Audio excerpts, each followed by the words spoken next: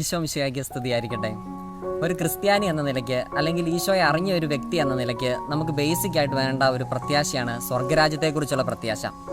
2 കൊറിന്തോസ് 5-ാം അധ്യായം 1-2 വാക്യങ്ങൾ: ഞങ്ങൾ വസിക്കുന്ന ഭൗമിക ഭവനം നശിച്ചു പോകുമെങ്കിലും കരങ്ങളാൽ നിർമ്മിതമല്ലാത്തതും ശാശ്വതവും ദൈവത്തിൽ നിന്നുള്ളതുമായ സ്വർഗീയ ഭവനം ഞങ്ങൾക്കുണ്ടെന്ന് ഞങ്ങൾ അറിയുന്നു. വാസ്തവത്തിൽ ഞങ്ങളിവിടെ നെടുവീർപ്പെടുകയും സ്വർഗീയ വസതി ധരിക്കുവാൻ വെമ്പൽ കൊള്ളുകയുമാണ്. ഈ വചനത്തിൽ പൗലോസ്ലീഹായ്ക്ക് സ്വർഗത്തിലെത്തുന്നതിനുള്ള ആ ഒരു ആഗ്രഹം നമുക്ക് കാണാൻ സാധിക്കും. അതുപോലെ തന്നെ നമുക്കറിയാം, പുറത്തൊക്കെ ജോലിക്ക് പോകുന്ന പ്രവാസികളൊക്കെ ലീവിന് നാട്ടിൽ വരാൻ വേണ്ടി വെമ്പൽ കൊള്ളുന്ന ഒരവസ്ഥയുണ്ട്. നമുക്കും ശരിക്കും സ്വർഗത്തിലെത്താൻ ഇതുപോലെ ഒരു ആഗ്രഹം വേണം.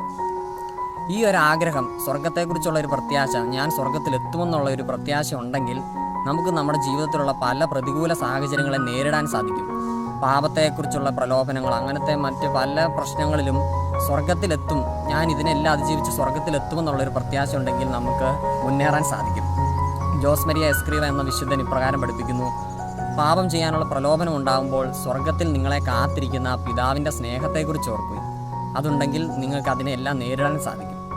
ഫിലിപ്പി 4:4 വചനം പറയുന്നു: നിങ്ങൾ എപ്പോഴും നമ്മുടെ കർത്താവിൽ സന്തോഷിക്കുവിൻ. ഞാൻ വീണ്ടും പറയുന്നു, നിങ്ങൾ സന്തോഷിക്കുവിൻ.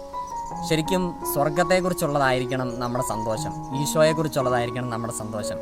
ഈ ഒരു സന്തോഷത്തിൽ ജീവിച്ചുകൊണ്ട് നമ്മളെല്ലാവരും സ്വർഗത്തിൽ ഒരുമിച്ച് കൂടുമെന്നുള്ള പ്രത്യാശയോടെ നമുക്ക് ജീവിക്കാം. ഈശോ അനുഗ്രഹിക്കട്ടെ.